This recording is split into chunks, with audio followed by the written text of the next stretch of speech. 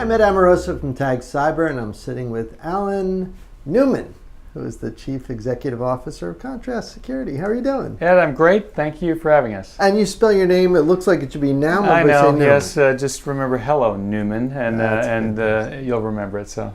Now, you've been the CEO for about a year and a half? Yeah, a year and a half. I joined Contrast, and prior to that, I was in the cybersecurity industry, but in the fraud detection and prevention space.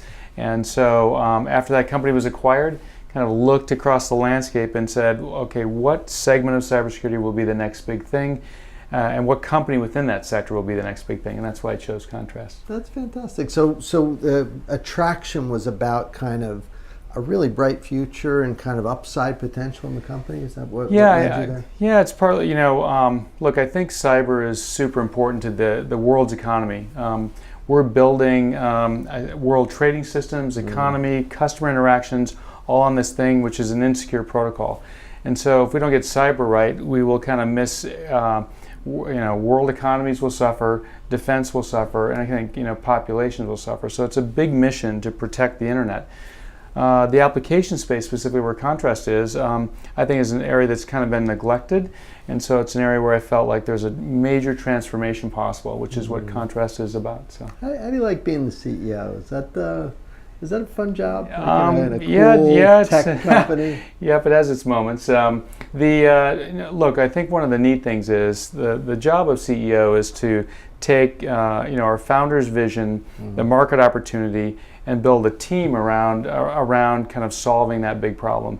And when you then have the right team in place, you go get adequate financing and then go execute violently against that objective. And what's neat about the CEO job is I get to meet some incredible customers with our partners and get to meet the people who are going to build the software that solves the problem. And so it's really a fun job. Like any job, it has its tough parts, but I'm really lucky to be here. Do you feel like, this may be a weird question, but you can tell me if this makes any sense. In more traditional businesses, I think it's reasonable to meet with clients, ask what they need, and shift toward that. But I think in tech sometimes, asking the client what they want can be maybe misleading, right? Because in tech we invent things, and they go, wow, I never thought of that, I'll take 10 of those. Is that come up at all? Like, I know it's always tempting to say, tell me what you need. Yeah, for us, we think about our clients. We know the challenges of cybersecurity. We know the challenges specifically at the application layer. So when I talk to clients and client executive, it's typically, we know these are 4 or 5 typical areas of big concern for enterprises as they build software. Yeah. So we're kind of inquiring, is the move to the cloud, for example, the biggest issue you have, and how do you secure applications as you move to the cloud? Is it really about moving the software development lifecycle and secure software development to the left all the way to engineers? Is it about the money you're spending on current cyber solutions around the app layer? So for us, it's easier to narrow the scope, but I think we can predict within 5 or 6 key reasons that client executives want to move to something else.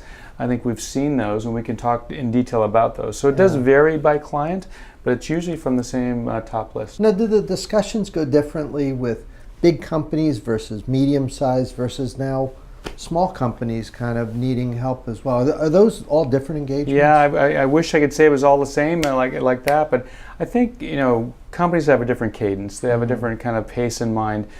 Smaller companies are incredibly pragmatic. They are trying to when we talk to them about Contrast Security, we're like, look, you are developing software, you're deploying it quickly, you may want to move it to the cloud. We'd like to talk to you about a solution that kind of helps you do all those things at once. They're like, great, let's see a demo, I'll evaluate it, 30 days, let's decide or not. Larger companies have very large teams, existing infrastructure, probably more constraints, so they're trying to find a solution that they kind of more carefully vet. So look, we kind of adapt to that pace. But I would say one of the things that makes it very common across the size of the company is, I would say every major company in the world that uses technology has a DevOps initiative. In other words, they're trying to radically accelerate the development of software and get that deployed very quickly. And oftentimes they're marrying that with a move to the cloud. So one of the things we have in common, the large and small customers, is there's a DevOps initiative. we're trying to develop software more quickly, and we're afraid of the risk that creates. Is automation sort of the glue that puts it all together? Like when you see DevOps, is that the first word that comes to Yeah, mind? we kind of think automation and speed. So it is they're trying to automate the scripting and deployment of software and rapid testing and deployment of functionality, and so it's kind of this marrying of going very quickly and trying to automate that process. I think that's one of the unique things about Contrast is that we feel like it's very hard to automate. If you have a high-speed software development process and software is a key differentiator for you, how do you go really quickly? And at the very end, well, let's do like several weeks of security testing.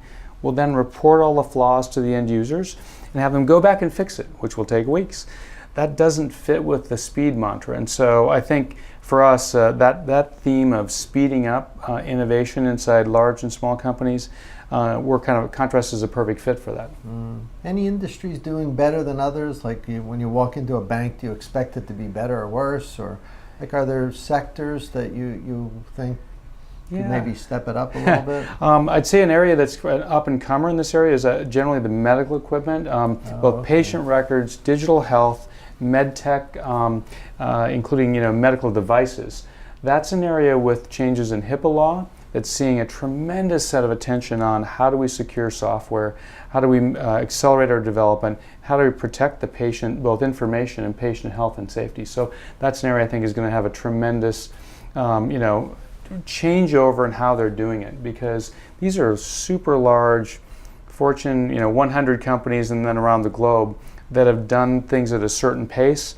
With the digitization of the patient record and information and care, that changes everything. So I think this pace is going to accelerate and the need for security will accelerate. If you were giving advice to the government, say the federal government on AppSec, I'm glad you narrowed it down to AppSec. So. You'd be a good guy to give broader. You can answer the broader question too. But if you were sitting down, say, with federal government teams that are worried about Homeland and our nation's critical infrastructure, what kind of advice would you give them? Like, would it be regulate more, regulate less, buy more commercial, buy less commercial? What would you tell them? So my bit of advice really comes down to two things. One is, for legacy software, which it's hard to go back and relook at every bit of code and binaries, etc., it's best to let's protect that and put a shield in place at runtime to make sure we just know if it's under attack and try and block attacks on legacy code. The other bit of advice is on all new stuff, everything needs to be moved to the developer.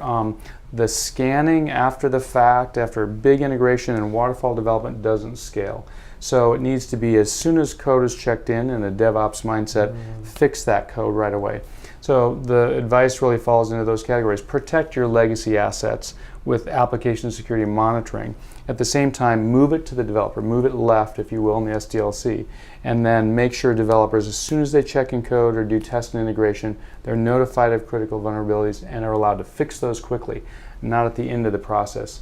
Otherwise, what happens is code gets shipped with known vulnerabilities, and that's when major exploits happen. You get the general sense that the customers you visit with are starting to get cybersecurity a little more, or is it sometimes, walking out feeling a little depressed that maybe it's not happening as quickly as it should? I do think that for us personally, both Contrast, we see a lot more activity and investment than there was 3 or 4 years ago. I think people are realizing there is a transformation, and maybe it's driven by the cloud. People are saying, one of the categories is called application performance monitoring, APM, right? And there's lots of big players, and Cisco just acquired one, for example. And it's about visibility of apps running in the cloud. I think people are realizing, well, if I'm moving that app to the cloud, I also need security visibility. I have to be able to monitor and block attacks as I move things to a public cloud. So I think that's driving things, and for me, that gives me kind of more hope. It's not depressing because there's a renewed sense of urgency in how to attack this problem. I think that's good. Hey, you enjoying what you're doing? I love it, as you can tell. We're here in New York, which is a great place to be. But what's fun is we think we're making a difference. Contrast Security can really help tackle this problem of enabling companies to transform digitally, write tons of software, but write it securely. When I look at, I have sons that are computer science graduates and majors, and I think we're going to enable that next generation of programmers to write secure code, which makes everybody better. I hope so. I appreciate everything you do for us in the industry. Keep doing good work. We will. Thank you, Ed. Thanks for stopping by. And we'll see you next time.